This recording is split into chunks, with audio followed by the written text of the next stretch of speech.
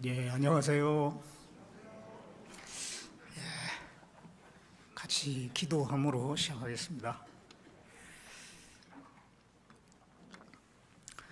은혜롭고 자비로우신 우리 아버지 하나님, 우리를 죄에서 영원한 멸망의 형벌에서 주 예수 그리스도의 그 보배로운 피로 구원해 주시고 하나님의 자녀로 삼아 주신 것 참으로 감사를 드립니다. 우리 나머지 생에 하나님의 다스림과 인도하심 안에 있습니다. 주님의 그 거룩한 형상을 점점 닮아가게 해주시고, 이 세상에 사는 동안에 여러 가지 고난과 어려움이 있지만 그것을 잘 극복하고 주님 앞에 섰을 때에 칭찬과 영광과 존귀를 받기에 합당한 자들이 될 수 있도록 인도해 주시기를 원합니다. 세상에 많은 고난이 있고 그리스도인으로서 받아야 될 핍박과 어려움들이 있는 줄 압니다. 그런 가운데서도 우리가 뒤로 물러나지 아니하고 믿음을 지키며 주님의 복음을 힘있게 전하는 삶을 살 수 있도록 도와주시기를 바라곤 합니다. 개개인의 형편과 사정을 아시는 하나님, 그 모든 형편 속에 하나님의 선하신 뜻을 알고 하나님을 의지하는 가운데 더욱더 주님을 영광스럽게 하고 기쁘시게 하는 삶을 살 수 있도록 도와주시길 바라곤 합니다.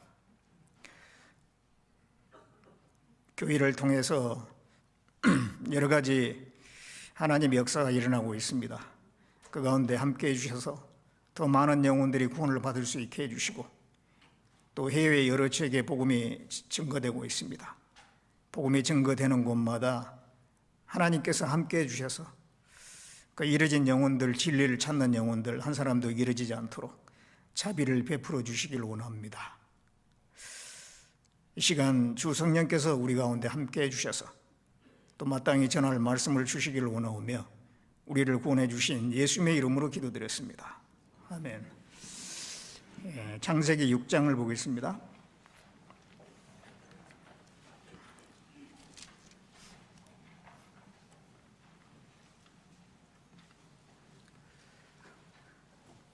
창세기 6장 9절부터 보겠습니다.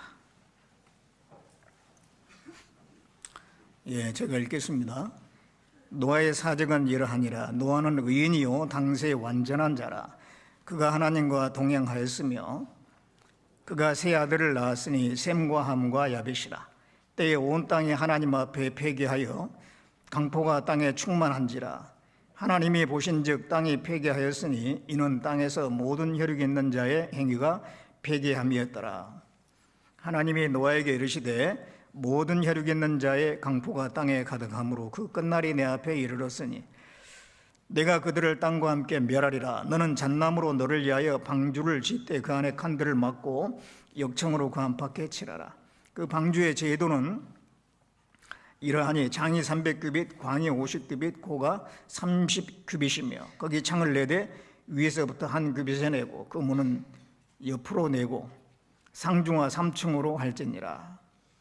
내가 홍수를 땅에 일으켜 무릇 생명의 기식이 있는 육체를 천하에서 멸절하리니 땅에 있는 자가 다 죽으리라. 22절입니다. 노아가 그와 같이 하되 하나님이 자기에게 명하신 대로 다 준행하였더라. 내일부터 1교구 집회가 있습니다. 교구 집회에 또 새로이 많은 분들이 참석하고 또 구원을 받을 수 있도록 기도해 주시기 바랍니다. 그리고 또 내일부터 난사로태 선교 봉사가 있는데요. 굉장히 먼 여정입니다. 그래서 우리 형제 자매님들이 좀 많이 기도를 해 주시고 잘 다녀올 수 있도록 늘 생각하고 기도를 해 주시기를 부탁을 드리겠습니다. 이 시간에는 아담의 10대 손 노아에 대해서 좀 말씀을 드리려고 합니다. 아담부터 시작해가지고 딱 10대 손이더라고요, 이 노아가. 이 10이라고 하는 거는 이제 전체, 또 충만을 의미하는데, 이제 시대가 끝나고 한 시대가 끝나고 새로운 시대로 이제 들어가는 그 연결점에 노아가 있습니다. 노아는 그 노아 시대에는 죄가 아주 충만한 시대, 세상이 타락할 대로 타락해서 하나님의 심판이 아주 임박한 때가 됐습니다. 결국은 이제 홍수로 심판하게 되는데요. 그런 가운데서도 이 노아는 구별된 삶을 살았고 또 하나님에 대한 믿음을 꿋꿋하게 잘 지킨 사람입니다. 그래서 하나님께서 그 노아를 귀하게 사용해 주셔서 방주를 만들게 하고 그 방주를 통해서 노아의 가족과 또 짐승들을 구원을 해가지고 새로운 시대에 넘어가게 하는데, 그 씨를 남기는데 이 노아를 귀하게 사용을 하신 겁니다. 그런데 이 노아 시대하고 지금 우리 시대하고 너무 비슷해요. 지금 우리 시대에도 이제 세상은 멸망하고 이제 하나님 앞에 가서 새하늘과 새 땅에서 이제 새로운 시대를 시작하는 그런 시점에 우리가 살고 있습니다. 그래서 이 노아 시대를 통해서 또 노아를 통해서 교훈을 받고자 하는 그런 내용들을 좀 말씀을 드리려고 합니다. 이 노아 시대에 홍수 심판이 있었는데 하나님께서는 왜 그 당시에 홍수로 심판하셨느냐? 크게 이게 두 가지 이유를 찾아볼 수가 있어요. 하나는 당시에 이 세상이 타락할 대로 타락해서 구원받을 사람이 한 사람도 없는 거예요. 노아의 가족 외에는 아무도 방주에 안 탔잖아요. 그러니까 구원받을 사람이 하나도 없는 겁니다. 그리고 또 하나는 이제 하나님 편에 속해 있었던 셋의 자손들마저도 다 이 세상과 섞여버리게 된 거예요.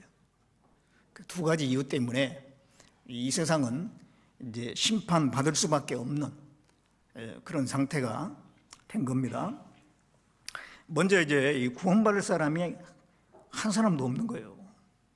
그럼 당시에 그 사람들의 상태는 어땠느냐? 당시의 상태에 대해서 여기에 창세기 6장에도 나와 있고 또 마태복음 24장에도 말씀을 하고 있는데요. 이 마태복음 24장을 한번 보겠습니다.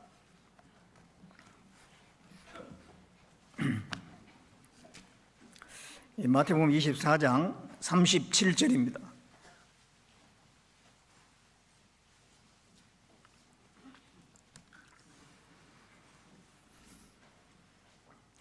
마태복음 24장 37절에 노아의 때와 같이 인자의 임함도 그러하리라. 홍수 전에 노아가 방주에 들어가던 날까지 사람들이 먹고 마시고 장가들고 시집가고 있으면서 홍수가 나서 저희를 다 멸하기까지 깨닫지 못하였으니 인자의 임함도 이와 같으리라. 이 노아의 때라고 하면서 이렇게 말씀하고 계시죠. 그때의 사람들은 노아가 방주를 만들고 나중에 다 만들고 나서 들어가기까지 사람들은 뭐 하고 있었느냐? 세상 사람들은 먹고 마시고 장가들고 시집가고, 그들의 관심은 먹고 마시고 시집가고 장가고, 뭐 살아있는 사람은 이제 그렇게 하죠. 그런데 문제는 그거밖에 생각 안 하니까 방주를 만들고 있어도 관심이 없고, 노아가 홍수 심판이 좀 있으면 있을 거라고 하는데도 관심도 없고, 하나님에 대해서 영혼에 대해서 전혀 관심이 없는 거예요. 그들의 관심은 먹고 마시고 시집가고 장가가고 식욕과 성욕과 명예욕과 그런 것을 추구하는데 온통 관심이 거기에 있는 겁니다. 그거는 짐승과 똑같은 거예요. 이 짐승도 생각이 있습니다.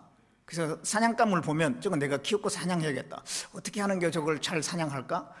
그래서 숨어서 다 기다리고 서서히 접근을 하고 있잖아요. 다 생각이 있는 거예요. 짐승들도. 그런데 그 짐승이 생각을 못한 게 있어요. 그게 뭐냐면 나는 도대체 어떻게 존재하게 됐지? 죽으면 또 어디로 가지? 천지만물이 존재하고 있는데 이걸 만든 신이 있을까?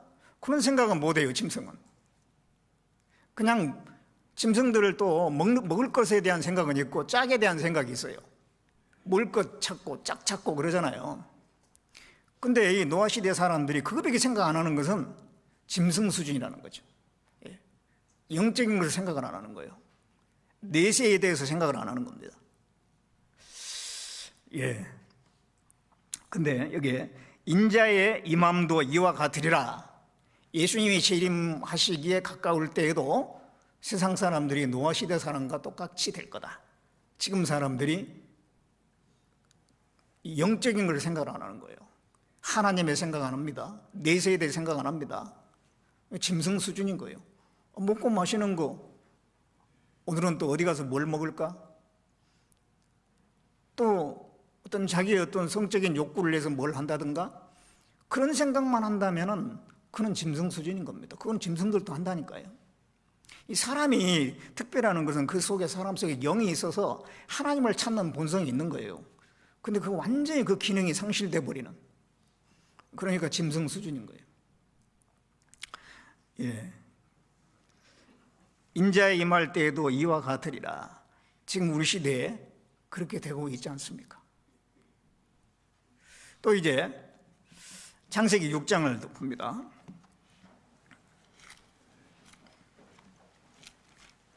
창세기 6장 11절에 때에 온 땅이 하나님 앞에 폐개하여 강포가 땅에 충만한지라. 하나님이 보신즉 땅이 폐개하였으니 이는 땅에서 모든 혈육 있는 자의 행위가 폐개함이었더라. 이게 이제 폐개라는 말이 3번 나오죠. 그 다음에 강포하다 그렇게 말씀하고 있는데, 이 폐개가 뭐냐? 노아 시대의 땅은 폐개했어요. 폐개라고 하는 것은 무너지고 더럽혀지다 그런 뜻이에요. 무너지고 더럽혀지다. 인간의 기본 도덕심이 완전히 다 무너지는 거예요. 사람의 양심이 있거든요. 양심이 있기 때문에 양심적으로 살고자 하는 기본적인 본능이 있는데 그것이 다 무너져버려요. 양심이 없는 사람처럼 무너져버리고 도덕이 다 무너져버리고, 그러니까 더럽게 되는 거예요. 이 도덕적으로 너무도 타락하고 성적으로 문란하게 된, 부패하게 된 그런 상태를 말씀하고 있는 겁니다. 그리고 강포가 땅에 충만했다. 강포라고 하는 것은 포악하고 잔인하고 폭력적인 것을 얘기합니다. 그래서 노아 시대에 사람들이 어땠을지 짐작이 가잖아요. 그럼 우리 시대는 어떠냐? 인자의 임함도 이와 같으리라. 그렇기 때문에 우리 시대도 이렇게 되고 있어요. 지금 주님 오시기 너무 가까운 시대이기 때문에 우리 시대에도 폐개합니다. 폐개. 그래서 이게 도덕심이 무너지고 있고요, 양심이 무너지고 있고, 하나님이 정한 어떤 테두리가 무너지는 거예요. 이 성적인 상대, 성적 상대에 대해서는 하나님이 테두리를 정해놨어요. 그러죠? 성적 상대의 대상은 일단 남녀여야 돼, 남녀. 그리고 남녀 중에서도 부부여야 돼, 부부. 그 외에는 전혀 하나님의 허락함이 없습니다. 테두리를 딱 정해놨어요. 그런데 이 테두리가 무너진 게 우리 시대예요. 부모 자식 간에는 성적 대상이 아니죠. 또 같은 가족 중에서 형제간, 자매간, 형제자매간, 그건 성적 대상이 아니죠. 그리고 남자와 남자, 여자와 여자, 이건 성적 대상이 아니죠. 근데 이게 다 무너지고 있는 거예요, 우리 시대에. 뭐 불륜이나 이런 거는 뭐 너무도 흔해버렸고, 그래서 노아 시대는 이런 이제 테두리가 무너진 때가 있었어요. 그때가 언제냐면은 이스라엘 민족들이 애굽에서 출애굽하기 직전에 애굽이 상태가 그랬어요. 애굽이 굉장히 문란했습니다. 그래서 하나님께서 애굽을 그냥 멸망을 시키고 이스라엘 민족을 끄집어낸 거예요. 그 다음에 또 이스라엘 민족이 들어가려고 했던 가나안 땅도 그랬어요. 가나안 땅도 너무 문란했어요. 그래서 하나님께서 이스라엘 민족을 들어가지고 가나안 땅을 정복을 하고 그들을 다 진멸하라고 그랬잖아요. 다 진멸하라고. 그래서 그러한 죄에 대해서 하나님이 심판하신다는 걸 알 수가 있는데 우리 시대가 그렇게 되고 있어요. 이 공인들, 사람들에게 많이 알려져 있는 정치인들이나 뭐 그런 사람들이잖아요. 그런 사람들의 도덕이 그냥 땅에 떨어지고 있잖아요. 그들의 어떤 불륜이나 어떤 그 성적인 스캔들이나 그런 것들이 막 보도가 되잖아요. 보도된 것만 다가 아니죠. 보도 안 된 거 얼마나 많겠어요. 숨겨진 게 얼마나 많겠어요. 그러니까 전반적으로 이 도덕성이 이렇게 이 땅에 떨어진 겁니다. 그리고 이제 우리 시대에도 강포가 땅에 충만해요. 점점 사람들은 잔인해지고 포악해지고 폭력적이 돼가고 있어요. 그걸 우리가 뉴스를 통해서 늘 보고 접하지 않습니까? 그래서 어떤 그런 사건들이 나면 그 당사자만 처벌하는 경우가 있어요.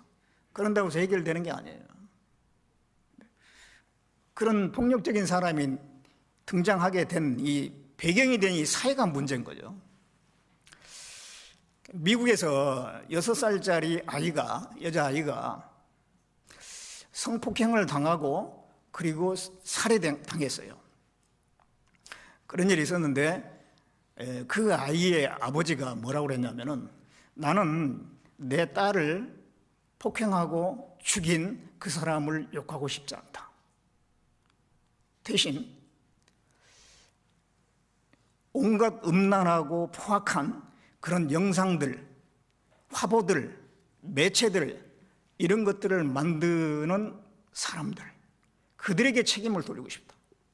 그들이 사라지지 않는 한 이런 죄는 앞으로도 계속 일어날 거다. 그래서 그러한 이 범죄자들을 양산하는 이 사회가 문제다 그런 얘기. 사회가 완전히 지금 부패되어 있는데 그 범죄자 몇 명 벌 준다고 해가지고 그런 죄가 안 생기냐 이 말이에요. 계속 생기죠. 점점 더 많이 생기는 거예요. 우리 시대가 그렇게 돼가고 있는 거예요. 그래서 노아 시대처럼 강포하고 폐괴한 그런 세상이 됐습니다. 그 당시에 사람들은 노아가 방주 짓는 것을 봤겠죠. 노아가 방주를 짓고 있으면은 관심을 가져야 되잖아요. 홍수로 하나님이 심판하신대. 큰일 났구나. 어떻게 해야지? 그런데 아무도 관심 갖지 않는 거예요. 노아를 조롱하고 비웃고 그랬을 겁니다. 그러니까 아무도 타지도 않죠. 우리 시대에도요 앞으로 하나님을 도무지 믿지 않는 시대가 올 것 같아요. 하나님을 믿지 않습니다. 내세에 대해서 아무런 생각이 없는 거예요. 한 사람도. 노아 시대가 그랬거든요. 이 내세에 대해서, 영혼에 대해서 아무런 생각을 안 하는 거예요. 그럼 종교가 완전히 없어지냐? 아닙니다. 종교는 그대로 있어요. 기독교도 있고 유대교도 있고 이슬람교도 있고 천주교도 있고 다 있습니다. 그런 종교들이 지금은 하나님을 얘기하고 신을 얘기하고 내세를 얘기해요. 그래서 우리는 내세에 가야 된다라고 얘기합니다. 그러나 앞으로는 그러한 종교들이 내세를 얘기 안 한다는 거예요. 하나님도 얘기 안 한다는 거예요. 그럼 그들이 추구하는 게 뭘까요? 오로지 이 세상에 현세의 행복과 번영, 평화, 세계 평화 그런 것들이죠. 하나님에 대해서, 영혼에 대해서, 내세에 대해서 전혀 그런 얘기를 안 하는 거예요. 그걸 이제 배도라고 성경에 나와 있는데요. 데살로니가 후서 한번 찾아보겠습니다.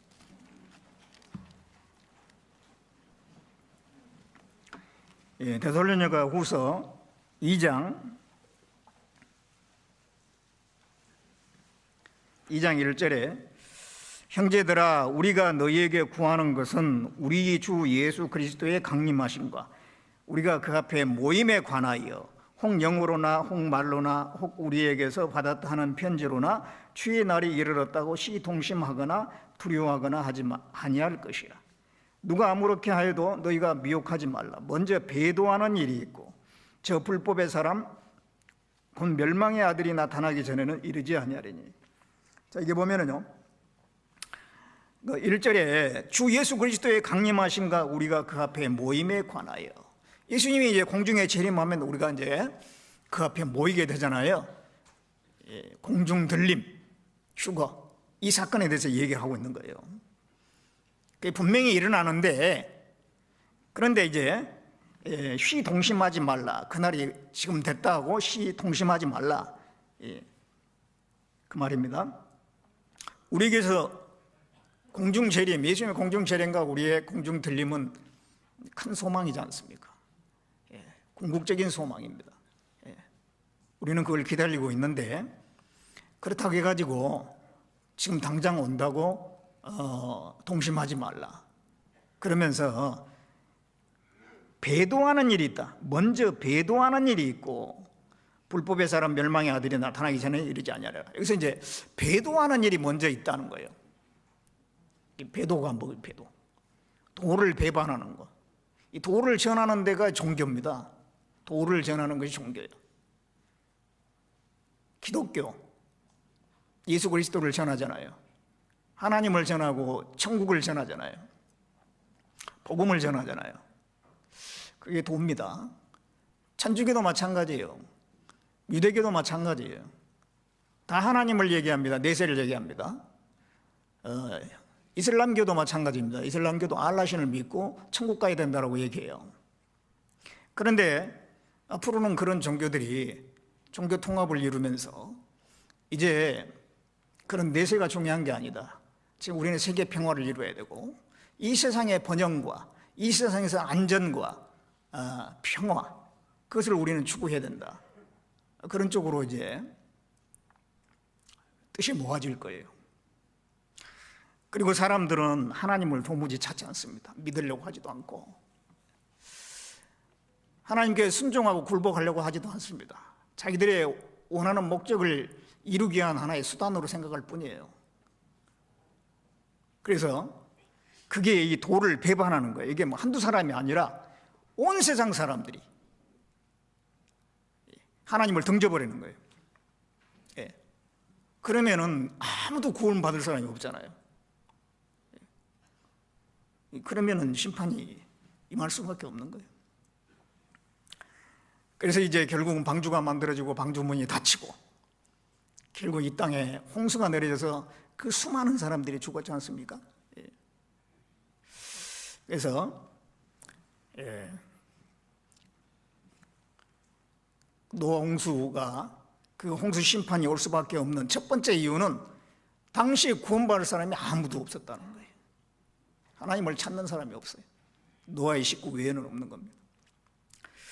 그리고 이제 또 셋의 후손들이 있잖아요. 셋의 후손들마저도 세상에 섞여가지고 세속화가 되어버린 거예요. 이 창세기 6장 1절을 보겠습니다.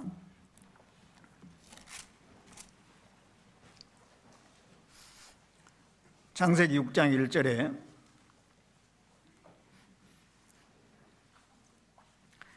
사람이 땅 위에 번성하기 시작할 때에 그들에게서 딸들이 나니 하나님의 아들들이 사람의 딸들의 아름다움을 보고 자기들이 좋아하는 모든 자로 아내를 삼는지라. 여호와께서 가라사대 나의 신이 영원히 사람과 함께하지 아니하리니 이는 그들이 육체가 됨이라. 그러나 그들의 날은 120년이 되리라 하시니라. 이게 이제 노아 시대의 상황을 또 말씀하고 있는데, 이게 하나님의 아들들이 2절에 하나님의 아들들이, 하나님의 아들이 있고 사람의 딸들, 이게 좀 반대 개념이죠. 하나님의 아들들 그러면 이제 하나님 편에 속한 사람들을 얘기합니다. 아들이라고 하는 것은 상속자예요. 옛날에는 딸들에게는 상속이 안 됐습니다. 성경에 보면 딸들에게는 상속이 안 됐어요. 아들에게만 상속권이 있거든요. 하나님의 아들들이라고 하는 것은 하나님의 그 영광, 그리고 이 천국, 그걸 상속받을 사람들이라 이 말이에요. 그러니까 이제 하나님 편에 속한 사람들이죠. 이 셋의 후손입니다. 당시에 이제 여러 자손들이 있었는데 그 중에 셋의 후손들은 따로 이제 구별이 됐거든요. 그래서 이제 그 셋의 후손들이 하나님의 아들들이거든요. 근데 사람의 딸들, 그러니까 사람의 딸들, 그러니까는 하나님 반대 개념이 게 사람이잖아요. 여기에서는 아들 반대 개념이 딸이에요. 그러니까는 하나님 편에 속한 것이 아니고 그냥 인간에 불과하고, 그리고 아들 반대 딸, 그러니까 상속권, 하늘나라의 상속을 받을 수 없는, 하나님과 상관없이 사는 사람들, 결국 지옥 갈 사람들을 얘기합니다. 자, 그러면은 하나님의 아들들은 이 사람의 딸들하고 섞이면 안 되잖아요. 신앙이 다릅니다. 영적 신분이 달라요. 그러니까 섞이면 안 되잖아요. 그런데 하나님의 아들들이 사람의 딸들의 아름다움을 보고 자기들이 좋아하는 모든 자로 아내를 삼았어요. 아내를 삼았는데, 아내를 삼는 조건이 뭐냐면은 아름다움 보고, 아내와 함께는 이제 결혼 생활, 가정 생활 평생 해야 되잖아요. 그런 아내를 얻으려면 뭘 봐야 되겠어요? 첫째는 신앙을 봐야 되죠. 믿음이 정확한가, 확실한가. 그 다음에 또 그 사람의 어떤 성격이나 인격을 봐야 되겠죠. 정말 사람이 된 사람인가. 예. 그리고 어떤 도덕성이나 그 사람의 어떤 가지고 있는 생각이나 가치관이나 이런 걸 봐야 되잖아요. 그런 게 안 맞으면 아무리 아름다워도 그런 더 중요한 내면적인 것이 안 맞으면 오래 못 살아요, 같이. 그 아름다움에 아무 소용이 없어. 예. 아름다운 여인이 삼가지 않은 것은 돼지코의 금골인이라고 그랬잖아요. 아름다운 여인이 삼가지 않는다면 겉은 아름다운데 속에는 도무지 아니에요. 그러면 돼지코의 금골이다. 속에는 돼지가 앉아있다, 그 말이에요. 그래서 그거는 이제 그렇게 그런 아내랑 같이 살기 어렵거든요. 그런데 이 당시에는 그런 걸 따지지 않고 아름다움만 보고, 사람에 따르니까 신앙이 없잖아요. 그런데 예쁜 거 그 하나에 그냥 확 넘어가가지고 아내를 삼는다 이 말이죠. 자기가 좋아하는 모든 자로 아내를 삼으니까 아내를 삼았다가 또 마음에 안 들면 또 다른 또 아내를 또 얻고, 이게 계속 그런 식이에요. 이거 이 정조를 시키지 않는 거죠. 아주 문란하게 세속화가 돼버린 겁니다. 그래서 또 특별히 사람의 딸들은 더욱더 하나님을 모르고 하니까 겉모습만 막 꾸미고 아름답게 하려고 애를 쓸 거 아니에요? 그렇기 때문에 이 하나님의 아들들이 더욱더 거기에 빠지는 거예요. 오늘날의 세상이 그렇잖아요. 세상에 이렇게 구원받지 않은 사람들의 보면은 외모적으로 뛰어난 사람이 많죠. 그런 것만 따라갈 것 같으면 진짜 교회 안에서 결혼 못 하고요. 저기 세상에 있는 여자, 세상에 있는 그 멋있는 남자 따라가게 될 거예요. 예. 그래서 이제 섞이게 되는 겁니다. 그게 섞이는 거예요, 이제. 외모만 보니까. 그래서 이제 아내를 삼는다, 모든 자로 아내를 삼는다, 이건 이제 섞여지는 겁니다. 그래가지고 여호와께서 가라사대 나의 신이 영원히 사람과 함께 하지 아니하리니 이는 그들이 육체가 됨이라. 육체가 됨이라, 이것은 완전히 육체 중심이 돼버렸다. 가치관이 이제 타락한 겁니다. 속이 어떻든 간에 겉만 멀쩡하면 된다, 그런 생각으로 가치관이 바뀌어버렸어요. 문제는 이게 하나님의 아들들이, 셋의 후손들이 그렇게 바뀌어버렸단 말이에요. 육신의 정욕, 안목의 정욕, 이생의 자랑을 추구하는 그쪽으로, 이 육신은 그걸 원하잖아요. 그쪽으로 완전히 넘어가 버린 거예요, 이게. 그러니 이제 하나님이 더 이상 역사할 수가 없는 거예요.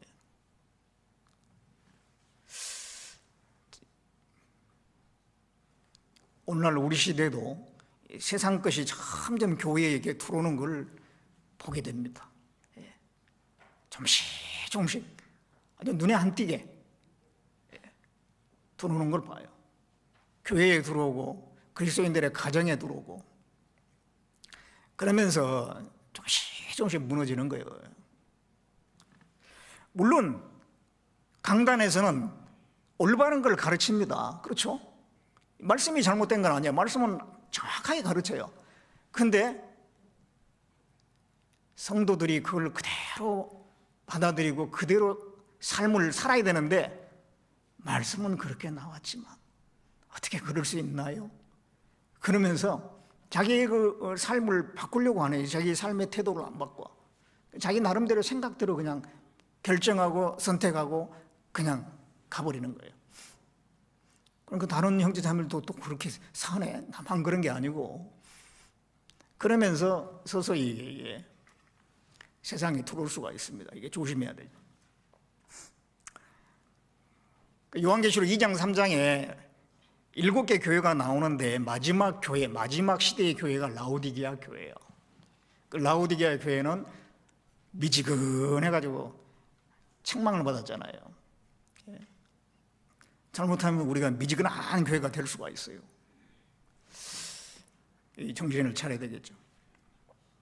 자, 그래서 이제 당시에 세상적으로는 구원받을 사람이 한 사람도 없고 또 이제 하나님 편에 속한 세세 후손들도 다 세속화되고 그래서 결국은 이제 심판이 온 겁니다. 그런데 그런 상황에서도 노아는 의인이고 믿음을 지킨 사람이었어요. 세상에서 구별된 사람이었어요. 창세기 6장 9절에 보겠습니다. 노아의 사적은 이러하니라. 노아는 의인이요 당세의 완전한 자라. 그가 하나님과 동행하였으며 그가 세 아들을 낳았으니 셈과 함과 야벳이라. 자, 이 노아는 의인이었고 완전한 자다. 하나님과 동행했다. 하나님이 칭찬하고 있잖아요. 그런 상황에서 어떻게 참 이렇게 구별돼서 산다는 게 대단한 것 같습니다. 남들은 다 타락하고 심지어는 세세 후손까지 세속화됐는데 노아는 의인이었고 완전한 사람이었고 하나님과 동행한 그런 사람이었어요.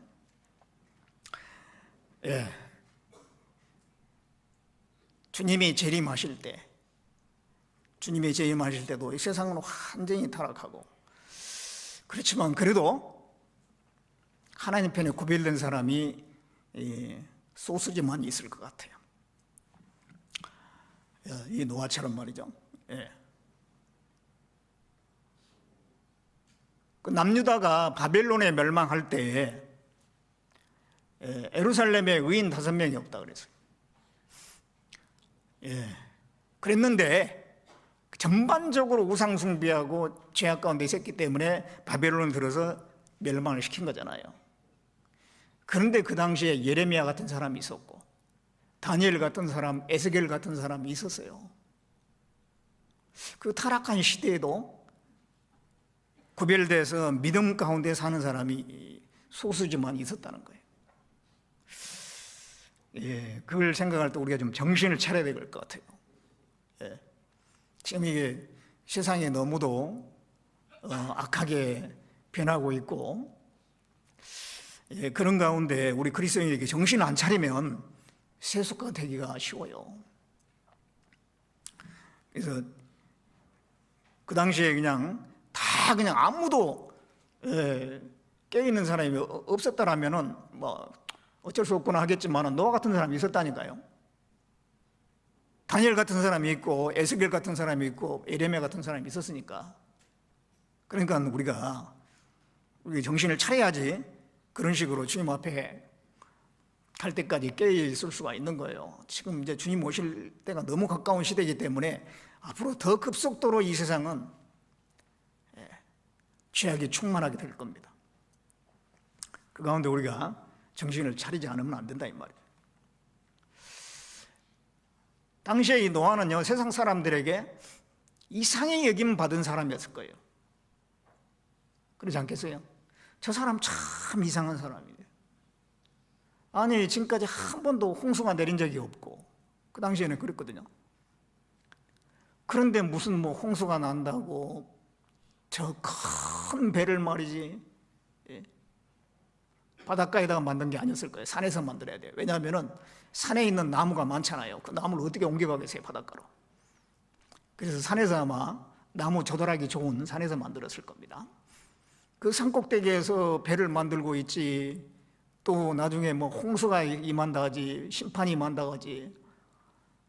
그들은 믿지 않았기 때문에 노아는 완전히 미친 사람이고 이상한 사람이고 바보고 완전히 꽉 막힌 사람으로 취급받았을 거예요. 예. 지금 우리 그리스도인들도 그렇죠. 그리스도인들도 이상히 여기면 맞습니다. 우리가 참 제대로 살려고 하면 주변 사람들이 이상히 여기죠. 진리에 속한 사람들은 항상 소수였고 진리에 속한 사람들은 항상 외롭게 살았어요. 그 소수의 길, 또 외로운 길을 사는 게 나 힘들다. 그러면 이제 있어서 세상으로 가는 거예요. 우리는 그 외로운 걸 참아야 되고 세상에서 이상히 여기는 그것을 우리는 참아야 되고 잘 견뎌야 되는 거예요. 자, 예레미야서 한번 찾아보겠습니다. 예레미야 20장을 보겠습니다.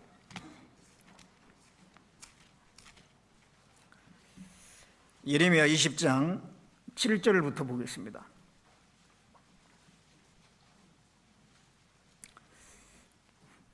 여호와여, 주께서 나를 권유하심으로 내가 그 권유를 받았사오며 주께서 나보다 강하사 이셨으므로 내가 조롱거리가 되니 사람마다 종일토록 나를 조롱하나이다. 대저 내가 말할 때마다 외치며 강포와 멸망을 부르짖으오니 여호와의 말씀으로 하여 내가 종일토록 치욕과 모욕거리가 됨이니이다. 내가 다시는 여호와를 선포하지 아니하며 그 이름으로 말하지 아니하리라 하면 나의 중심이 불붙는 것 같아서 골수에 사무치니 답답하여 견딜 수 없나이다. 나는 무리의 비방과 사방의 두려움을 들었나이다. 그들이 이르기를 고소하라, 우리도 고소하리라 하며 나의 친한 벗도 다 나의 타락하기를 기다리며 피차에 이르기를 그가 혹시 유혹을 받으리니 우리가 그를 이겨 우리의 원수를 갚자 하나이다. 이게 예레미야가 당시에 이제 유다가 우상 숭배하고 제약상에 있을 때 예레미야는 하나님을 증거했잖아요. 하나님의 심판을 예고하고 돌이키라고 부르짖었어요. 그럴 때 사람들은 그 예레미야 말을 듣는 게 아니라 조롱을 한 겁니다. 그래서 여기서 이 말씀에 있는 것처럼 7절 중반에 내가 조롱거리가 되니 사람마다 종일토록 나를 조롱하나이다. 치욕과 모욕거리가 되니이다. 그러니까 이제 내가 다시는 내가 하나님 말씀 안 한다. 하지만은 양심이 또 가만히 있나요? 그들에게 심판을 또 다시 예고하고 선포하고 예레미야는 저 외로운 싸움을 한 거예요. 외로운 싸움. 그래서 10절에 나는 무리의 비방과 사방의 두려움을 들었나이다. 그 예레미야가 하나님 말씀을 선포하고 구별된 삶을 사니까 주변 사람들은 자기들은 그렇게 안 살거든요. 그러니까 예레미야를 어떻게든 넘어뜨리려고 자기들과 똑같이 죄를 범하게 만들고 타락한 꼴을 보고 싶어가지고 유혹을 하고 말이죠. 그런데 예레미야는 참 자기를 잘 지켰어요. 그러면서 하나님의 말씀을 선포했잖아요. 정말 그 진리편에 속한 사람들은 소수고 그들은 외로운 길을 가는 겁니다. 오늘날 우리 그리스도인들은 어떻습니까? 지금도 마찬가지예요. 베드로전서 4장을 봅니다. 베드로전서 4장 3절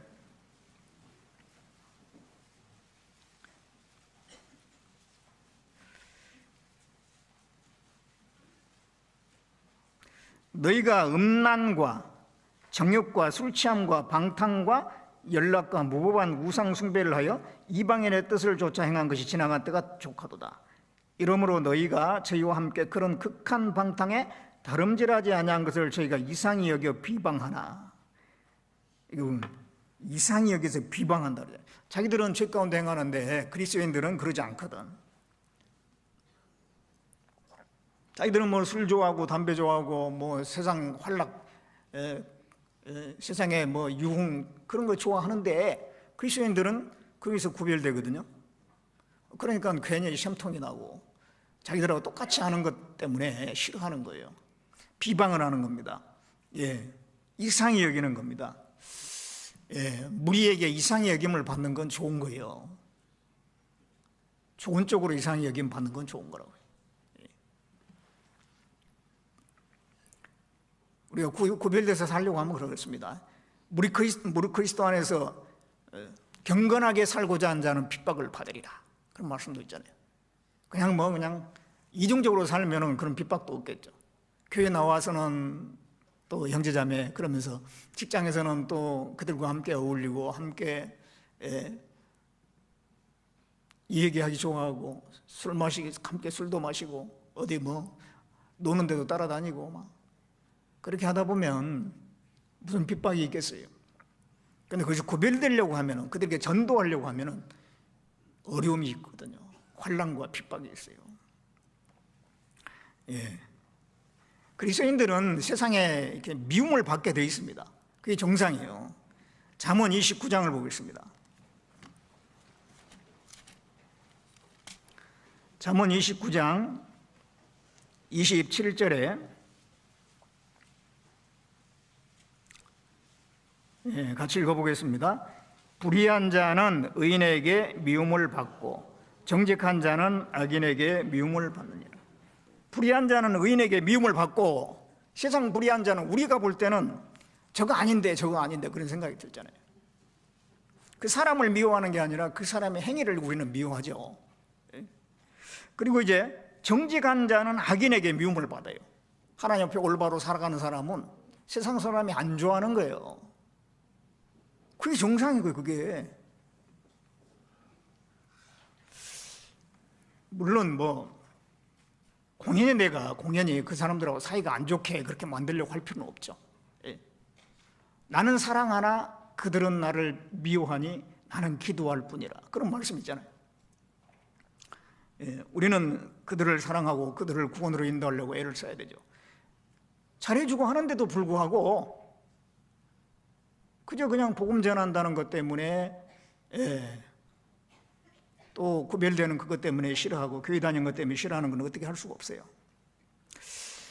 그래서 그리스도인들을 일컬어서 아가서에 보면 이 가시나무 가운데 백합화라고 그랬잖아요. 우리는 백합화인데 가시나무하고 백합화는 완전히 다르죠. 근데 가시나무 가운데 백합화가 있어. 그러니까 가시나무가 자꾸 백합화를 찔러대겠죠. 그러니까 상처를 입어 우리가 세상에서. 그런데 그 가시나무가 백합화를 찔러대니까 거기서 향기가 나와요. 예. 우리는 세상에서 살면서 핍박과 어려움을 당하면서 그리스도의 향기를 풍기는 사람들인 거예요. 편안하게 사는 게 아닙니다.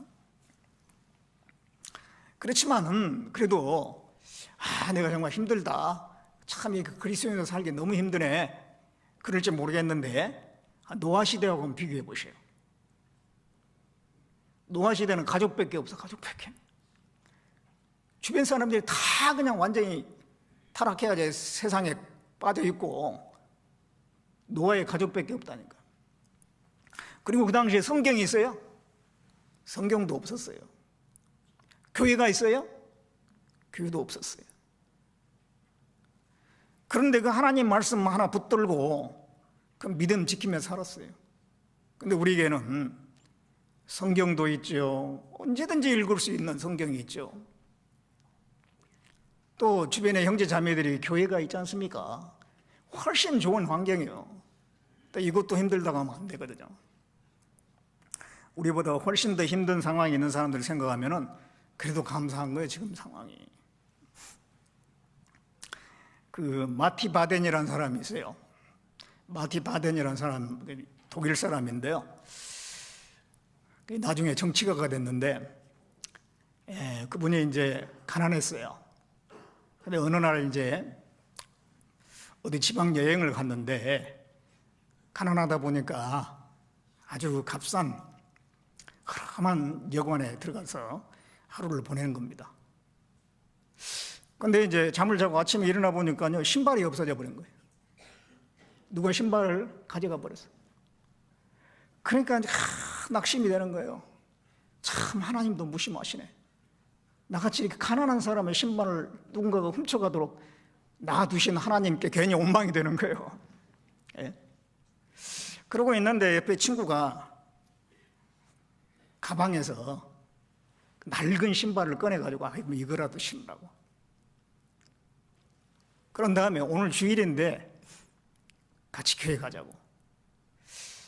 그래서 이제 가고 싶지 않지만 좀 끌려가듯이 이제 갔습니다. 그래서 이제 그 예배당에 앉아가지고 이제 있는데요. 바로 옆자리에 누가 있냐면은 한 사람인데 그 사람 두 다리가 없어. 두 다리가 없는 사람인데 하나님께 막 기도를 하는데 막 눈물 흘리면서 찬양도 하고 기도도 하고 막 그런 거예요. 그걸 보고 이 마티 바덴이 충격을 받았어요. 나는 신발 하나 없어진 거 그것 때문에 하나님을 원망했는데 이 사람은 두 다리가 없는데 이렇게 하나님을 감사하면서 찬양하면서 기도를 하는구나. 그러면서 자기를 이제 내가 잘못됐다. 내 삶의 태도를 바꿔야겠다. 그래서 그 다음부터 이제 감사하는 삶을 살기로 막 작정을 했어요. 그래서 그 인생이 달라졌어요. 그 뒤로 나중에 독일의 재무장관이 됐어요. 예. 그렇죠. 우리는 내 형편이 가장 힘들다라고 생각할 때가 있는데 그보다 훨씬 힘든 형편에 있는 사람 많이 있거든요. 많이 있어요. 그거 생각하면 우리가 감사할 수 있잖아요. 지금 우리가 신앙생활이 힘든 게 아니고 노아 시대를 한번 생각해 보세요. 얼마나 힘들었겠습니까? 예레미야를 한번 생각해 보세요. 얼마나 힘들었겠어요. 우리는 그거에 비하면 아무것도 아닙니다. 함께하는 분이 얼마나 많아요. 그래서 이 마지막 시대에 우리는 이 노아를 좀 본받아가지고 좀 정신 차리고 믿음을 지키고 살아야 됩니다. 하나님은 하나님 앞에 구별된 그 사람을 쓰시는 거예요. 그래서 노아에게 아주 종차대한 그 일을 맡겼잖아요. 방주를 만들어라. 방주를 만드는 일을 맡긴 겁니다. 하나님은 하나님이 쓰실 사람을 찾아요. 어느 시대나 하나님이 쓰실 사람이 있었거든요. 그 사람을 통해서 하나님의 역사를 이루어내시는 거예요. 다윗 시대에는 이스라엘 왕국이 세워질 때 그때 다윗을 하나님은 크게 쓰셨잖아요. 이새의 아들 다윗을 만나니 내 마음에 합한 자라. 나의 뜻을 다 이루게 하리라. 그러니까 때에 따라서 하나님께서 꼭 써야 될 사람이 있는데 어떤 사람을 쓰겠습니다. 쓸만한 사람을 쓰는 거예요. 그래서 우리가 이제 구원받은 것이 복이잖아요. 구원받은 게 얼마나 큰 복입니까? 그런데 구원받을 뿐만 아니라 하나님 앞에 쓰임을 받는다고 하는 건 더 큰 복인 거예요. 그걸 알아야 돼요. 구원받은 것도 복이고 구원받고 나서 하나님 앞에 하나님의 손에 붙잡혀서 쓰임을 받는 것은 훨씬 더 또 큰 복인 겁니다. 이제 구원받았으니까 됐다 그게 아닙니다. 특히 이제 젊을 때에는 정말 하나님 앞에 쓰임 받기를 간절히 원하는 그런 마음이 필요하죠. 근데 하나님 앞에 쓰임을 받으려면은 반드시 버려야 되는 것이 있어요. 이것도 저것도 다 취하는 게 아니에요. 하나님 앞에 쓰임 받으려면 이 세상에 대한 그 욕망이나 이런 걸 버려야 돼. 모세 같은 경우 보면요, 모세는 애굽의 바로의 공주의 아들이거든요. 상당한 지위를 가지고 있어요. 미래 애굽의 왕이 될 수도 있는. 그런데 모세는 그걸 버렸잖아요. 그거 버리고 이스라엘 백성과 함께 고난받는 길을 택했어요. 아니 그 애굽의 바로의 공주의 아들 또는 나중에 애굽을 통치하는 통치자로서 위치를 가지면서 이스라엘을 위에서 또 사는 건 안 되나? 이것도 되고 이것도 잡고 저것도 잡고. 근데 하나님은 애굽의 바로의 공주의 아들이라고 하는 신분으로 있는 상태에서 그 이스라엘 사람을 구원하려고 해가지고 결국은 살인을 했잖아요. 애굽 사람을 쳐서 죽였어. 그래서 결국은 그걸 애굽을 떠나게 했어요. 그래서 다 버리고 양치기로 이제 40년 살았잖아요. 그런 상태에서 하나님이 모세를 딱 들어 쓰신 거예요. 모세는 아무것도 없어요. 하나님밖에 없는 사람이에요. 그랬을 때 하나님은 모세를 들어서 쓰신 거거든요. 그 애굽의 영화와 하나님의 손에 붙잡혀서 쓰는 것과 공존이 안 되는 거예요. 근데 사람들은 그런 생각을 가져요. 내 자식이 세상에서도 출세하고 교회에서도 큰 직분을 맡아서 또 열심히 살고 그러면 좋겠는데, 부모들은 다 그런 생각하죠? 근데 그 두 가지 병행이 안 된다니까. 엘리야가 엘리사에게 나를 따르라 그랬을 때 엘리사는요 12겨리의 소를 가지고 농사를 짓고 있었어요. 12겨리면 24마리 24마리의 소니까 엘리사가 꽤 부잣집 아들인 겁니다. 부잣집이 꽤 부자인 거예요, 부자. 그런데 그거 다 버리고 엘리야를 따라갔잖아요. 다 버리고 따라갔어요. 예수님이 마태에게 나를 따르라 그랬을 때 마태는 세리였습니다. 세리 그 직업을 통해서 계속 많은 돈을 벌 수가 있어요. 그런데 그거 다 버리고 예수님 따라갔어요. 그러니까 그런 말씀들을 보면 하나님 앞에 하나님의 손에 쓰임을 받으려면 이것저것 다 취하려고 하는 마음이 있으면 안 되는 거예요. 뭐 이 세상에 속한 것들은 하나님이 주시면 주신 대로, 안 주시면 안 주시더라도 그냥 다 그 개의치 말고 하나님을 따라가려고 하는 마음. 하나님이 내게 주신 그 사역과 그 축복을 가장 귀히 여기는 그런 마음으로 따라갔을 때 하나님이 그 사람을 쓰시는 겁니다. 이것도 저것도 잡으려고 하면 아무것도 안 돼요. 그래서 이제 이 노아는 하나님 앞에 그래서 이제 쓰임을 받았는데 노아에게 명한 건 뭐예요? 방주를 만들어라라는 것입니다. 방주를 만들어. 창세기 6장 다시 봅니다.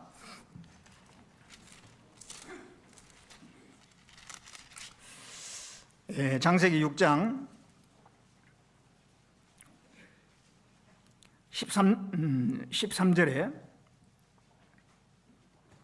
14절 보겠습니다. 14절에 보면 너는 잣나무로 너를 위하여 방주를 짓되 그 안에 칸들을 막고 역청으로 그 안팎에 칠하라. 자, 방주를 짓되 그래. 방주를 지어라. 하나님이 이제 그 일을 시킨 겁니다. 자, 이제 홍수를 심판하는 게 작정됐어요. 원래대로 하면 모든 사람 다 심판받고 죽어야 되잖아요. 그런데 그 가운데 방주를 만들라는 겁니다. 심판이 있으면서 동시에 피할 길도 준비하시는 하나님이에요. 진노 중에도 긍휼이 있는 분이에요. 하나님은 진노 중에도 긍휼이 있어요. 심판 가운데도 피할 길을 예비하신 분. 아담 안에서 모든 사람이 죄를 짓고 지옥 갈 운명에 있는데 피할 길을 예비하셨죠. 바로 예수 그리스도입니다. 홍수에서 방주, 이 세상 죄악 가운데서 지옥 갈 운명에서 예수님. 그런데 방주는 예수님의 모형이에요. 방주는 예수님의 그림자입니다. 그래서 이 방주에 대한 내용을 가지고 예수님하고 연결하면은 딱 들어맞아요. 이게. 그래서 이제 이게 이제 14절에 너는 잣나무로 너를 위하여 방주를 짓되 그 안에 간들을 막고 역청으로 그 안팎에 칠하라. 이게 간들을 막는다. 이 간이라는 게 사이간자입니다. 칸막이 하라. 이 칸막이 하라. 칸막이를 한 거하고 안 한 거하고 많이 차이가 있습니다. 이 방주는 길이가 137m예요. 굉장히 길지 않습니까? 근데 그 사이사이에다 칸막이를 해놓으면요, 이게 서로 딱 붙잡아줘 가지고 이게 웬만한 파도에 부서지지 않습니다. 그렇지 않으면은 안에가 좀 부실하게 돼 있으면은 파도가 치면 그냥 두동강이 나버려요. 두동강이 납니다. 그런데 이제 그 사이에 칸을 막아 놓으니까 배가 아주 튼튼해요. 그 뭘 설명하냐면, 이 배가 튼튼하기 때문에 그 방주에 타고 있는 사람과 짐승을 새로운 시대로 무사히 인도할 수가 있잖아요. 마찬가지입니다. 예수님은 우리를 천국까지 인도하기에 충분한 분인 거예요. 예수님은 우리를 천국으로 인도하기에 충분한 분이다 이 말이죠. 튼튼한 분이잖아요. 요한복음 3장 18절에 저를 믿는 자는 심판을 받지 아니하는 것이고 그래서요. 예수 그리스도를 믿으면 심판을 안 받아요. 요한복음 4장 24절에도 보면, 5장 24절에도 내가 진실로 진실로 너에게 이르노니 내 말을 듣고 또 나 보내신 이를 믿는 자는 심판의 영생을 얻었고 심판에 이르지 아니하나니 사망에서 생명으로 옮겼느니라. 심판에 이르지 않습니다. 예수님은 우리를 완전히 심판에서부터 지켜주신 분, 그리고 천국까지 인도하는 분이라는 거예요. 그리고 여기 이제 역청으로 그 안팎에 칠한다 그랬잖아요. 이 방주를 역청으로 안에도 칠하고 밖에도 칠하고 이중으로 칠했죠. 이 역청은 그 석유 기름 찌꺼기입니다. 거기 이제 방수 효과가 있어요. 그리고 이 방수액을 겉에 바르고 안에도 바르고 이중으로 발랐어요. 이 역청은요, 히브리어로 코페르라고 하는데 속죄라고 하는 단어하고 비슷하게 발음이 됩니다. 속죄는 카파르예요. 카파르. 역청은 코페르. 그러니까 이 역청은 속죄를 의미하는 거예요. 속죄를. 그러니까 역청을 안팎으로 칠한다. 그것은 완전한 속죄를 이루신 예수님, 영원한 속죄를 이루신 예수님. 히브리서 9장 12절에 영원한 속죄를 이루사 단번에 성소에 들어가셨느니라 그랬고, 로마서 8장 1절에는 그리스도 안에 있는 자는 결코 정죄함이 없다. 그리스도 안에 들어가면은 정죄함이 없잖아요. 속죄가 다 이루어졌으니까. 그걸 이 역청을 통해서 이게 설명을 하는 겁니다. 그 다음에 여기 이제 방주의 그 크기가 나오는데요. 15절에 보면 그 방주의 제도는 이러하니 장이 300규빗, 광이 50규빗, 고가 30규빗이며, 이게 이제 300규빗, 그러니까 길이가 300규빗이에요. 넓이가 50규빗이고 높이가 30규빗입니다.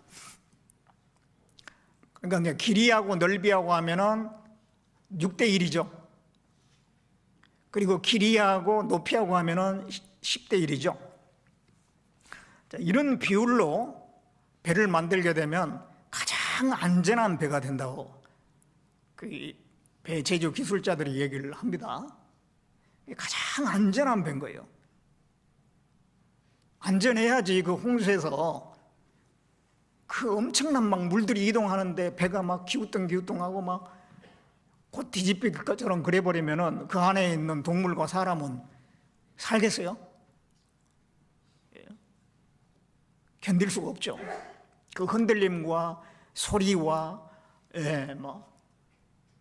견디기 어렵잖아요. 배물림이가 계속 나오고 막 그럴 거 아니에요.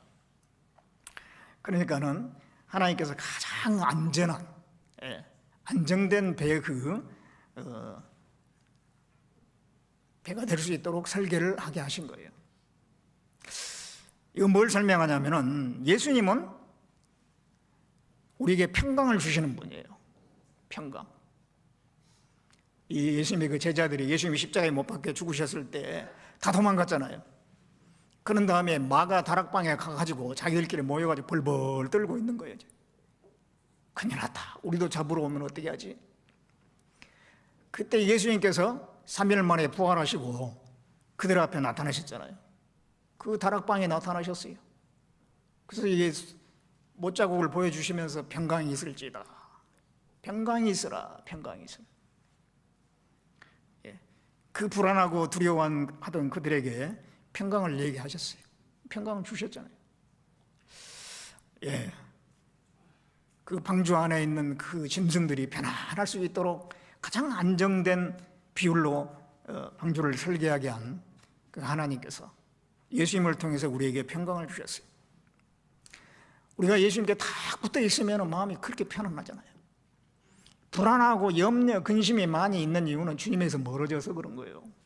주님께 딱 붙어 있고 말씀을 늘 내 가까이 하고 말씀을 내 마음에 두고 있으면 두려울 일이 없는 거예요.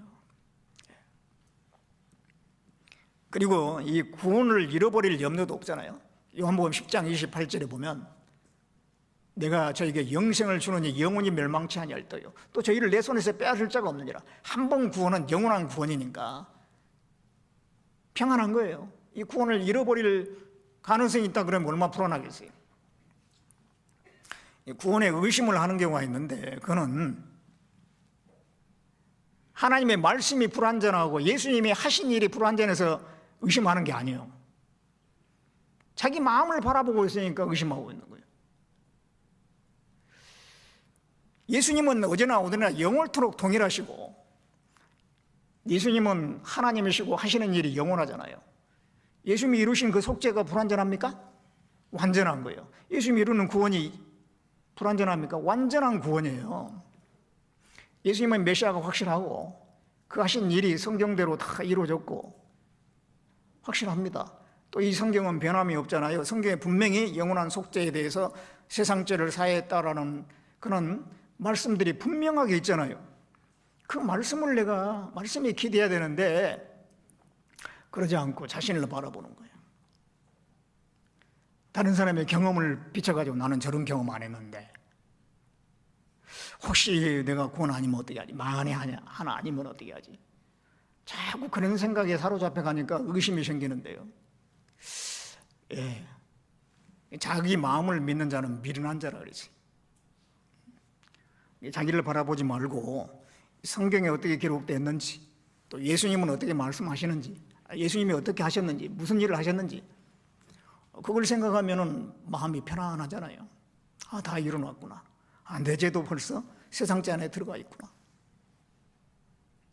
그런 진리를 붙잡아야 돼요. 진리를. 그러면 의심이 사라지죠. 의심이 사라져.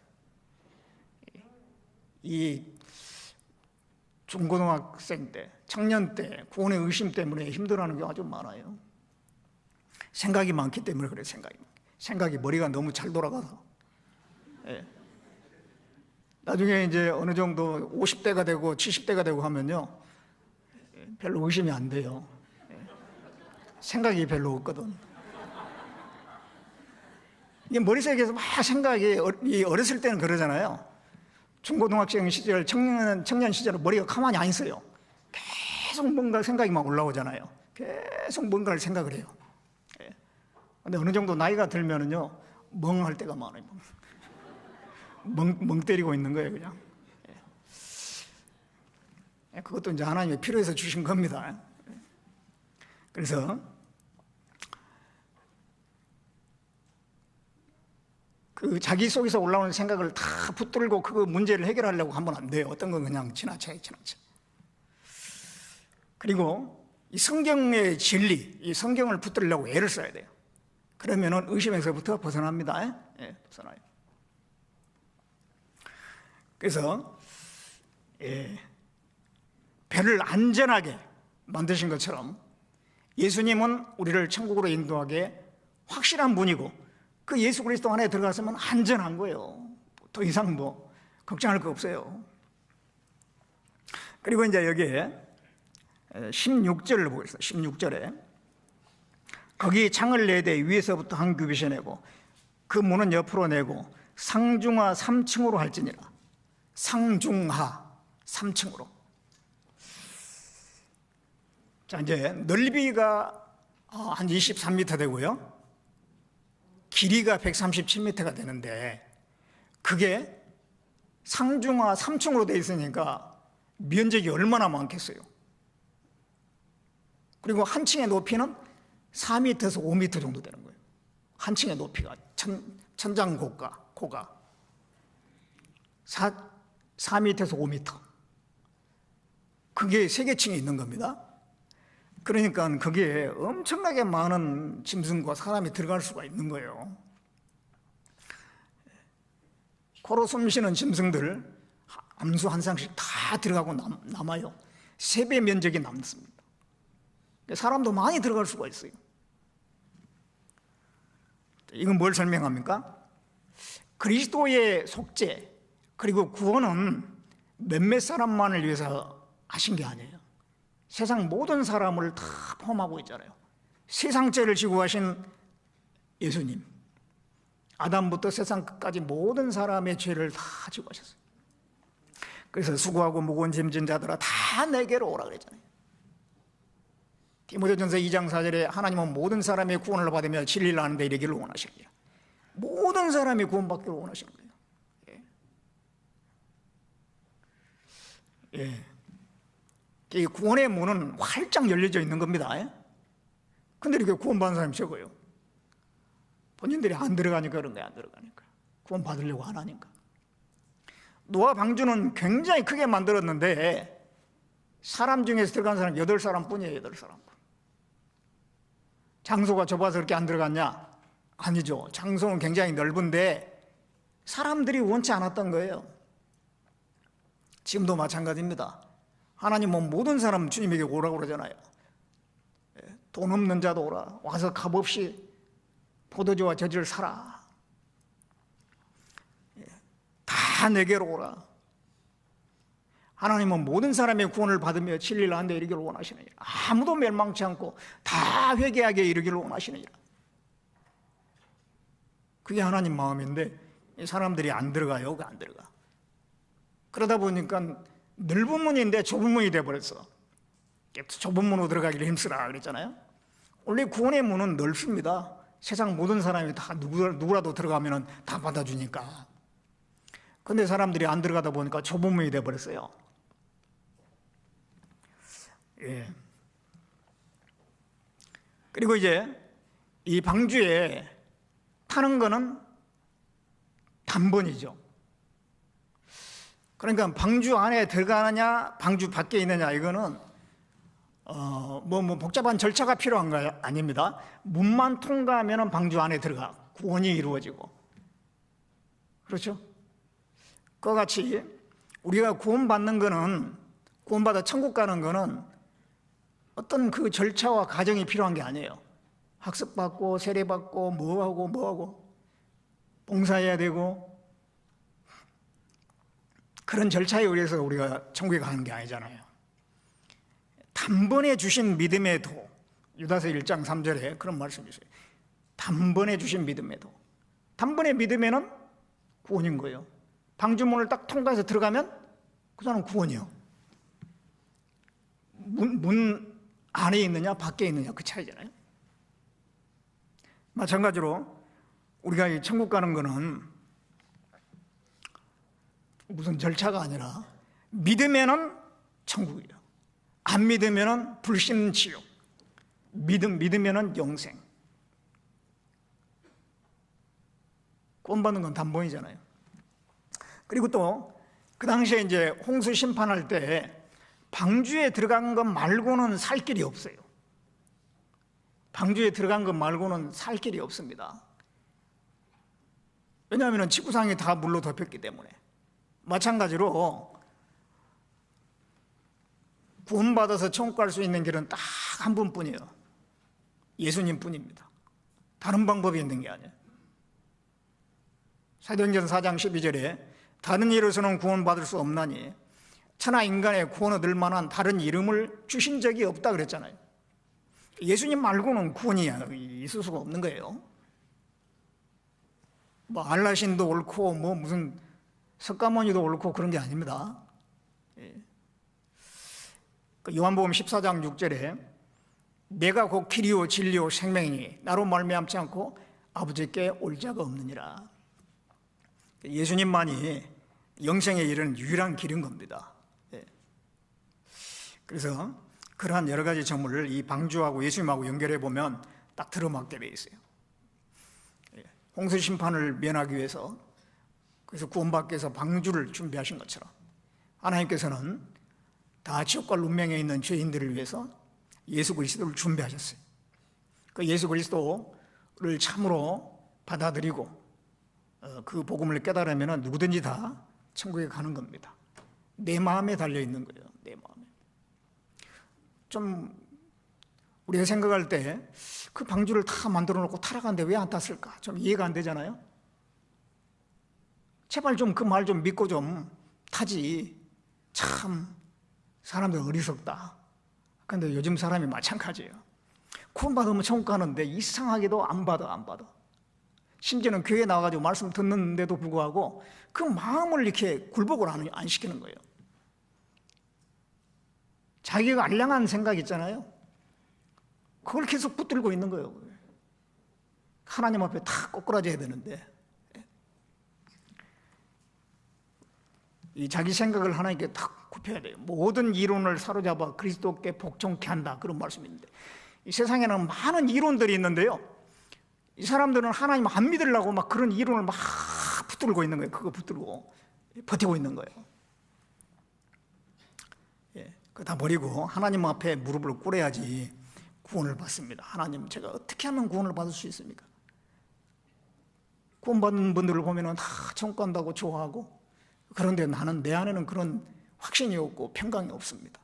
제발 날 좀 구원받게 해달라고 그렇게 기도하면 하나님 100% 들어주십니다. 100%. 창세기 6장 22절을 보겠습니다. 창세기 6장 22절에 노아가 그와 같이 하되 하나님이 자기에게 명하신 대로 다 준행하였더라. 이제 하나님께서 노아에게 배를 만들라고 쭉 말씀해 주셨을 때 노아는 자기에게 명하신 대로 다 준행하였더라 그랬어요. 순종했다, 그 말입니다. 순종했어요. 노아는 하나님에 대한 믿음이 있는 사람이잖아요. 믿음은 순종으로 나타나게 돼 있어요. 노아는 다 순종했어요. 근데 그게 쉬운 일이 아니잖아요. 그 어마어마하게 큰 배를 만드는데 동네 사람이 도와줬었겠어요? 뭐 누가 어떻게 도와줍니까? 결국은 자기 가족들끼리 만들어야 되는데 그 얼마나 힘들었겠어요. 아침에 일어나서 저녁에 잘 때까지 계속 배만 만들고 있는 거예요. 그러기를 얼마나 많은 세월 동안 했겠습니까? 어마어마한 일들이죠. 그래서 이 교회, 이 방주는 또 교회의 모습인데 노아의 가족도 교회의 모습이고, 이 교회 안에는 편안한 게 없어요. 마음은 편안하지만은 몸은 힘들고 계속 고난이 있고 주님을 위해서 할 일이 계속 있는 거예요. 그게 정상인 거예요. 그럼 믿음 생활한 사람들 편안하게 놀다 간 사람 누가 있어요? 하나같이 고생하고 그러다 갔어요. 하나같이. 거기에 그러기 때문에, 고생이 있기 때문에 마음을 굽혀서 순종하는 것이 필요한 거예요. 순종, 복종이 필요한 거예요. 모세도 이스라엘 민족을 인도해 가지고 가나안 땅까지, 애굽에서 인도해서 가나안까지 갈 때까지 하루라도 쉬었겠습니까?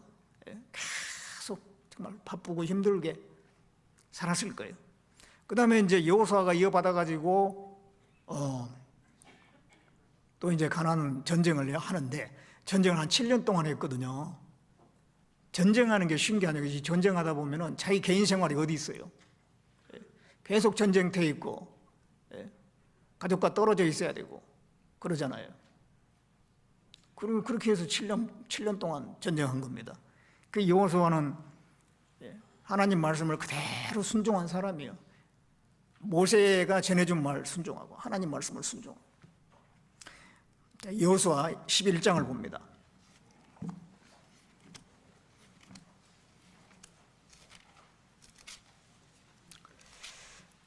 여호수아 11장 15절에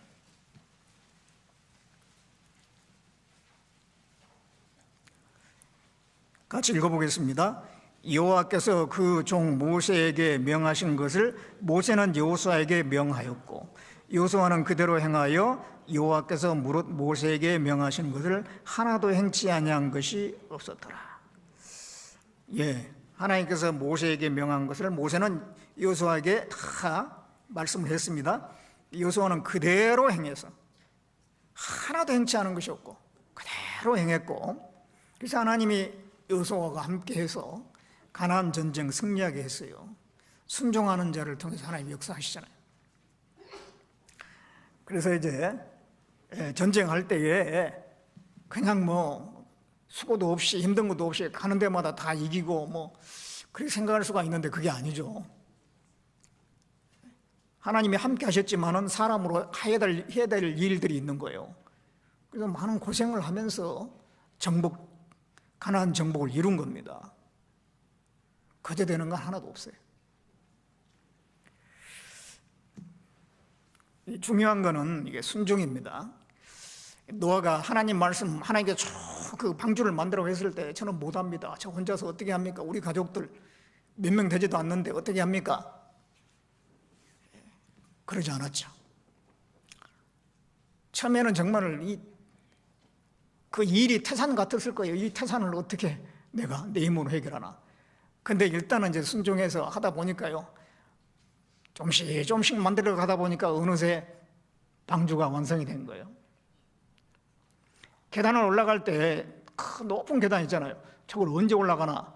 그냥 밑에만 바라보고 계속 하다 보면 계단 끝이 나오잖아요. 그런 것 같습니다. 이 교회 안에서 우리가 어떤 뭔가의 일을 해야 될 때 일단 순종하고 봐야 되는데 자기 머리에서 딱 계산해가지고 저는 못하겠는데요, 그러는 경우가 있어요. 그거는 이게 좋은 모습은 아닌 것 같아요. 일단은 해보고 하나님이 도와주시는지 분명히 도와주시잖아요. 그래서 해보다 보면은 길이 열리는 거예요. 그 여리고성을 정복할 때도 그랬잖아요. 하루에 한 바퀴씩 돌아라. 마지막 날에는 7바퀴를 돌아라. 그렇게 돌아가지고 어떻게 이 성이 무너지나. 인간의 생각으로 이해가 안 되죠. 사람의 생각으로는 성을 공격하려면 공성태라는 게 있어요. 성을 공격하는 무기 있거든요. 그걸 만들어가지고 함께 힘을 모아가지고 그 공성태를 가지고 공격을 해야지. 빙글빙글 돌기만 하면 어떻게 무너진가. 이해가 안 되지만은 그대로 했잖아요. 근데 순종을 했어요. 했더니 진짜 무너졌잖아요. 진짜 무너졌어요. 그래서 우리가 신앙생활하는 가운데 이 순종이라는 게 너무도 중요합니다. 일단 순종하고 보는 거예요. 하다가 힘들면은 이러이러한 일 때문에 어려움이 있습니다. 좀 다른 보완책이 있었으면 좋겠습니다. 그렇게 하면 되는 거예요. 그래서 이 노아의 순종 가운데 방주가 만들어졌습니다. 그러면서 그는 계속 의를 전파했어요. 전도를 했다라고 하는 것입니다. 베드로후서 2장을 보겠습니다. 베드로후서 2장 5절을 보겠습니다.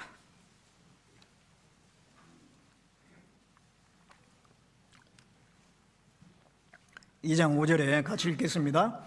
옛 세상을 용서치 아니하시고 오직 의를 전파하는 노아와 그 7 식구를 보존하시고 경건치 아니한 자들이 세상에 홍수를 내리셨으며. 자, 이 말씀 보면 오직 의를 전파하는 노아, 의를 전파했다는 겁니다. 그러니까 노아가 방주 만들면서 계속 의를 전파했어요. 그 의가 내용이 뭘까요? 여러분들, 하나님이 홍수로 이 세상을 심판하신다고 그랬습니다. 여러분들이 방주에 타야 됩니다. 그게 의를 전파하는 거예요. 심판을 경고하고 그 피할 방법을 또 말하는 게 그게 복음이잖아요. 의를 전파했습니다. 오늘날 우리가 의를 전파하는 건 뭐겠어요? 복음을 성경에 보면 로마서 1장에 의라고 그랬어요. 복음에는 하나님의 의가 나타났다. 그래서 지금 우리가 의를 전파하는 것은 복음을 전하는 겁니다. 예수 그리스도를 깨닫도록 인도하는 겁니다. 노아가 한 가장 중요한 일은 방주 만들면서 의를 전파하는 거예요. 지금 우리가 해야 될 가장 중요한 일은 교회를 세우면서 복음을 전하는 겁니다. 교회를 세우면서 복음 전하는, 그게 이제 가장 중요한 일이에요. 우리가 해야 될 가장 중요한 일이에요.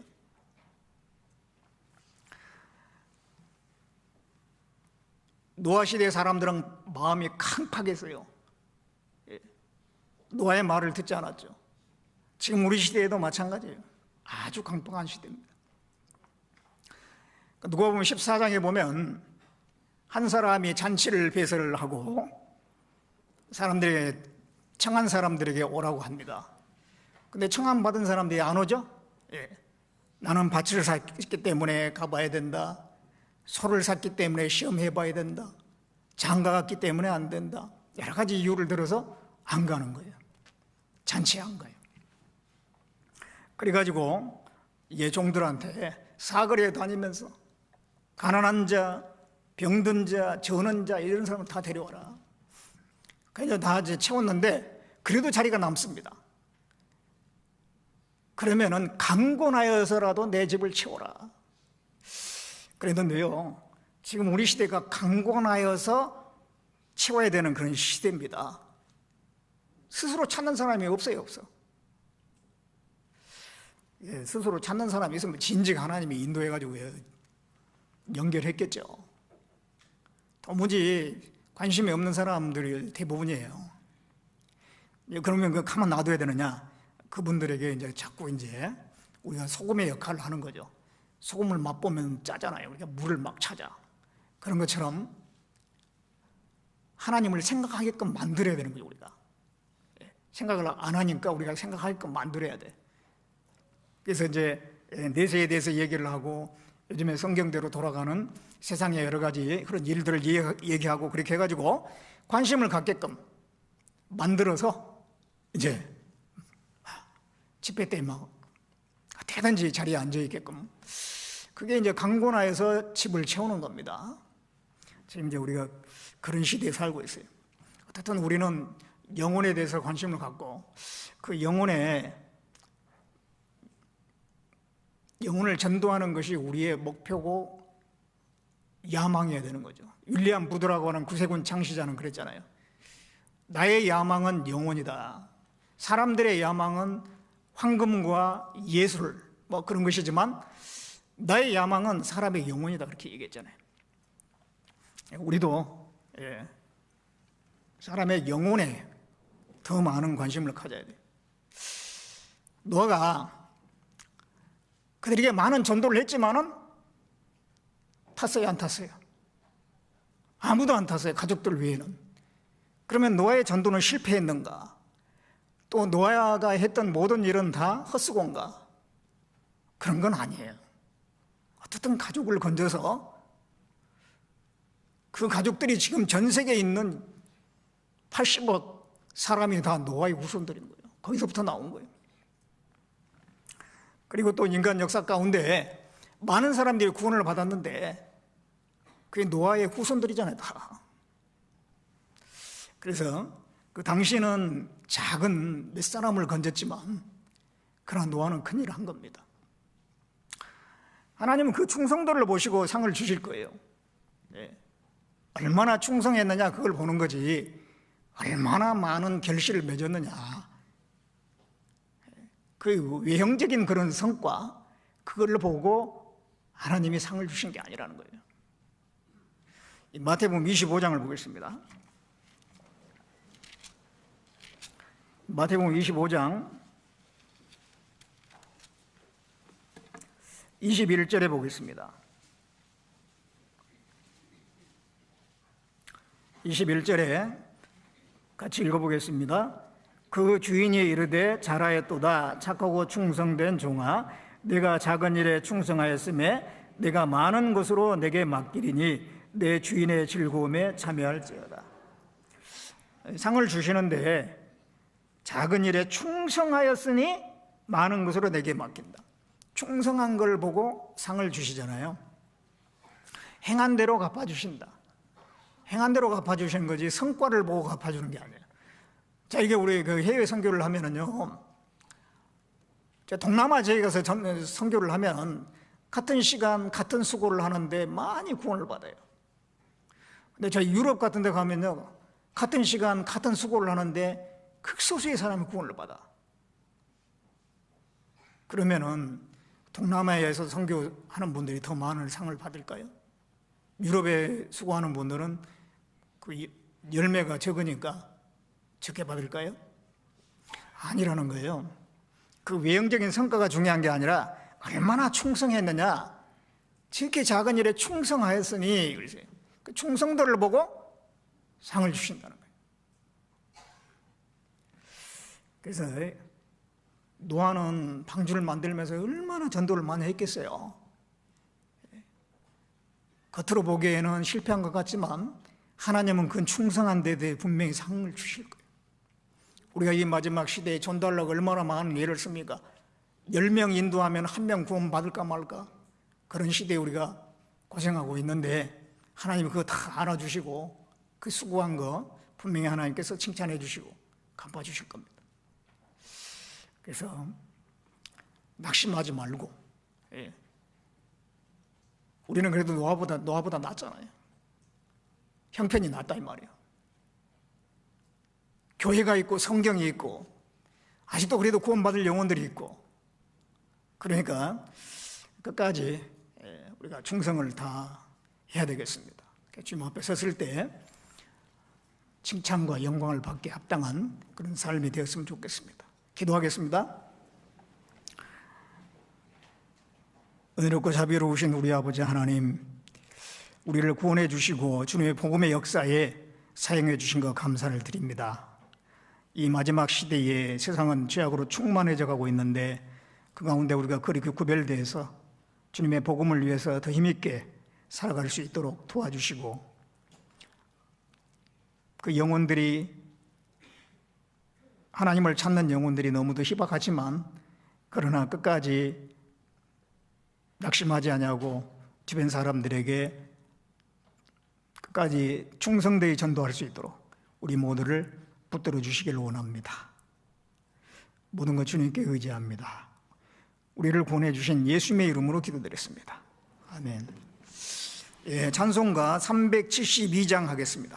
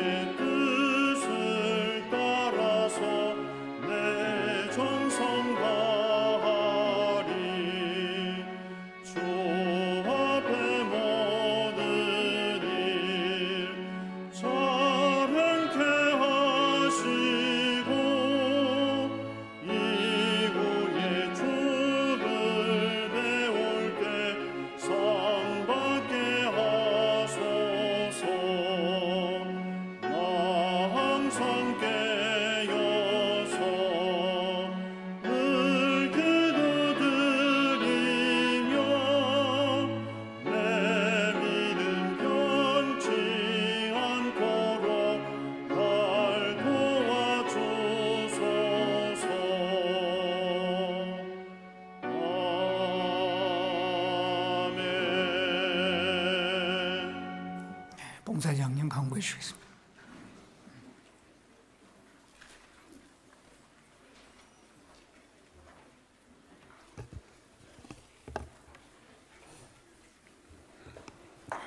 광고 전하겠습니다. 집회와 수양의 일정입니다. 내일부터 1교구 전도 집회가 김문식 목사님 말씀으로 중집회실에서 진행됩니다. 말씀을 전하시는 목사님과 말씀을 듣는 모든 분들, 그리고 봉사하고 수고하는 많은 분들을 위해 기도해 주시기 바랍니다. 4월 충계 수양회 사전 접수를 3월 19일부터 4월 5일까지 진행합니다. 전도에 힘써 주시고 각 구역 임원들께서는 사전 접수에 많은 도움을 주시기 바랍니다. 스페인 란사로테 선교팀이 오늘 밤에 출발합니다. 스페인 교회를 돌아보고 든든히 세우는 일에 주님의 역사가 일어날 수 있도록 선교팀을 위해 기도 부탁드립니다. 다음은 행사 일정입니다. 은장의 원례회가 오늘 오후 1시 10분에 중집회실에서 있습니다. 디딤돌 교육이 오늘 오후 1시 30분에 소집회실에서 진행됩니다. 학부모 교육 및 교재가 오늘 오후 2시 이곳 대집회실에서 있겠습니다. 교구 봉사의 모임이 18일 각 교구별로 진행되겠습니다. 이상 광고 마치겠습니다.